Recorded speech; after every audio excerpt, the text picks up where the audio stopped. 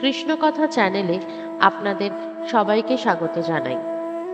আজকে আমরা যে বিষয়টা নিয়ে আলোচনা করব সেটা হলো স্নানযাত্রার পর 15 দিন দর্শন বন্ধ কেন থাকে এবং এটি জগন্নাথ দেবের অনস্বর লীলার এক রহস্য। আশা করছি আগের ভিডিওটা আপনাদের ভালো লেগেছে, যেটা কিনা আমরা স্নানযাত্রা নিয়ে আলোচনা করেছিলাম। যারা এখনো পর্যন্ত আমার চ্যানেলটি সাবস্ক্রাইব করোনি তারা কিন্তু অবশ্যই সাবস্ক্রাইব করে দিও এবং লাইক কমেন্ট শেয়ার অবশ্যই করো। শুরু হচ্ছে আজকের আলোচনা। স্নানযাত্রার পর 15 দিন দর্শন বন্ধ কেন থাকছে আর জগন্নাথ দেবের এই অনস্বর লীলার রহস্য।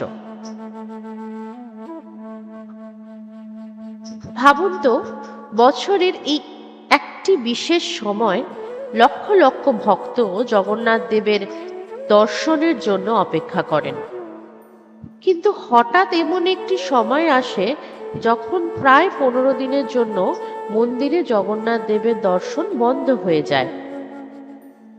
কেন এমন হয়? ভগবান কি সত্যিই অসুস্থ হন, নাকি এর পেছনে রয়েছে গভীর কোনো আধ্যাত্মিক রহস্য? আজকের ভিডিওতে আমরা জানব অনস্বর লীলা সম্পর্কে, একটি অনন্য প্রথা যা স্নানযাত্রা ও রথযাত্রার মাঝের সবচেয়ে গুরুত্বপূর্ণ অধ্যায়। স্নানযাত্রার পর কি ঘটে? জ্যৈষ্ঠ পূর্ণিমা স্নানযাত্রার দিন শ্রী জগন্নাথ, বলভদ্র ও দেবী সুভদ্রাকে 108টি পবিত্র কলসের জল দিয়ে মহাস্নান করানো হয়। এই স্নানের পর প্রচলিত বিশ্বাস অনুযায়ী দেবতাদের জ্বর আসে, তাই তারা জনসমক্ষে আর থাকেন না।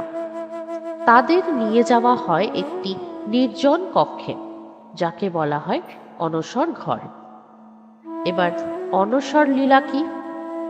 অনস্বর শব্দের অর্থ হল নির্জনে অবস্থান বা বিশ্রাম। এই সময় সাধারণ ভক্তরা জগন্নাথ দেবের দর্শন পান না, কারণ বিশ্বাস করা হয় তিনি বিশ্রাম নিচ্ছেন এবং সুস্থ হয়ে উঠছেন।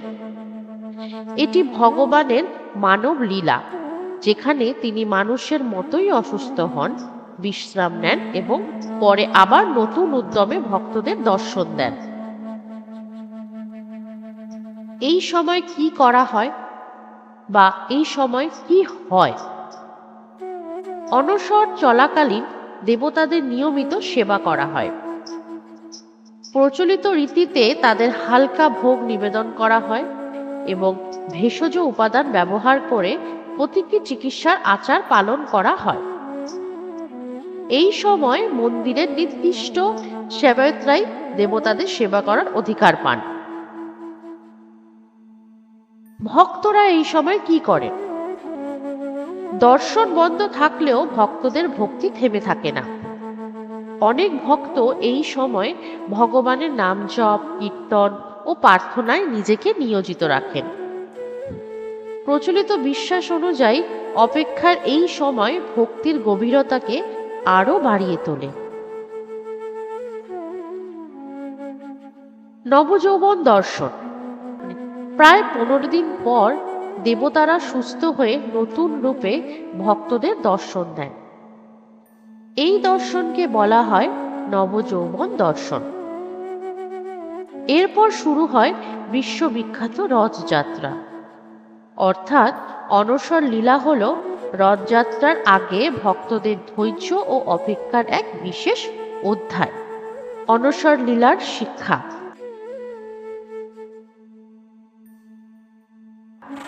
এই লীলা আমাদের শেখায় ধৈর্য ও অপেক্ষার মূল্য। ঈশ্বর তার লীলার মাধ্যমে মানুষের জীবনের সঙ্গে নিজেকে যুক্ত করেন। ভক্তি শুধু দর্শনের মধ্যে সীমাবদ্ধ নয়, বিশ্বাস ও স্মরণও ভক্তির গুরুত্বপূর্ণ অংশ। বন্ধুরা, অনস্বর লীলা কেবল একটি প্রথা নয়, এটি ভগবান ও ভক্তের গভীর সম্পর্কের প্রতীক। আপনাদের যদি ভিডিওটি ভালো লেগে থাকে তাহলে একটি লাইক দিন এবং কমেন্টে লিখুন। আর যদি এমন আরো গবেষণা ভিত্তিক সনাতন ধর্মের ভিডিও দেখতে চান তাহলে কৃষ্ণকথা চ্যানেলটিকে সাবস্ক্রাইব করুন। পরবর্তী ভিডিওতে আমরা জানব নবযৌবন দর্শন কি, কেন এই দর্শনের জন্য সারা বছর অপেক্ষা করেন লক্ষ লক্ষ ভক্ত। ততক্ষণ পর্যন্ত ভালো থাকুন, সুস্থ থাকুন। জয় জগন্নাথ।